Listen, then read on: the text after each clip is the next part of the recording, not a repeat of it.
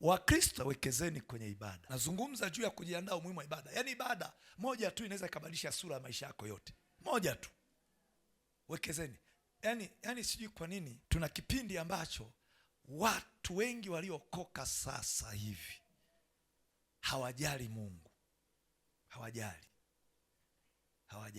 Yaani unapokuja kunyanyuka sasa kuchukua maamuzi, aidha uko kwenye mashambulizi, uko kwenye mapambano, uko kwenye mstari mgumu, ndipo unapoanza kukumbuka shuka wakati kumekucha. Ibada moja inaweza ikabadilisha mambo mengi sana ya maisha yako. Moja tu. Narudia tena, wekezeni maisha yenu kwenye ibada. Ndugu zangu, dalili mojawapo ya mtu kuanza kurudi nyuma, shetani anachofanya ni kukunyang'anya ibada. Akikunyang'anya ibada, unapigwa, jua linawaka. Hata ungekuwa naye, hata sisi wahubiri tunaopita kuhubiri, unajua wengine wahubiri hawataki kusali, hawataki kuabudu. Anasema mimi nasali kwenye mikutano unapoenda kuhubiri.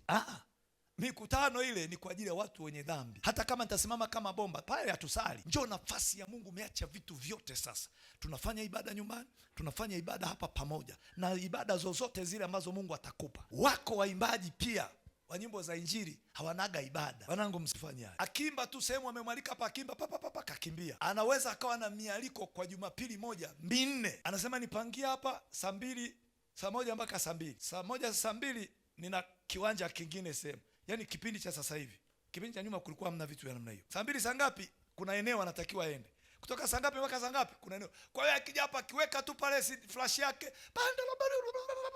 akishashuka hapa anaangalia nani anamwangalia, hayupo, huyo ameyeya, tafuta bodaboda. Sasa mnashangaa hapa mchungaji amesimama anaanza kuhubiri, anasema nimebarikiwa sana na wimbo ule, hebu rudia hapa. Shangaa mtu hayupo. Halafu siku hizi bwana, kuna mambo ya mitandao kama hiyo, tunashangaa tunakuona unaruka hewani kwenye kanisa moja, lakini tarehe ni ile ile na siku ni zile zile, saa zinafanana zile zile.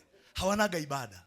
Na ndio maana maisha ya wengi mnaobeba ujumbe kupitia uimbaji yanaporomoka. Watu wengi wanahudumiwa sana na waimbaji, lakini wao wanashindwa kujihudumia kwenye maisha yao kiroho. Mimi nawaombea waimbaji wa Foresi ya Kwanza, wahudumieni watu na nyinyi mjihudumie. Yaani sehemu ya uimbaji isiwe kisu cha kuwachinja. Mnanisikia?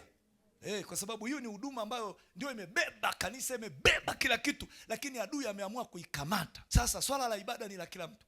Hata sisi wachungaji tunatakiwa tufike mapema, nyimbo zinaimbwa tu tumeshafika hapo. Unapoingia mchungaji, unasubiri nyimbo ya kuabudu, dakika za mwisho ndio unatokea reverend, umebeba na mamikoba yako, ndio unaingia, watu wanaabudu, unabwaga limkoba lako pale, halafu ndio unasimama, asante.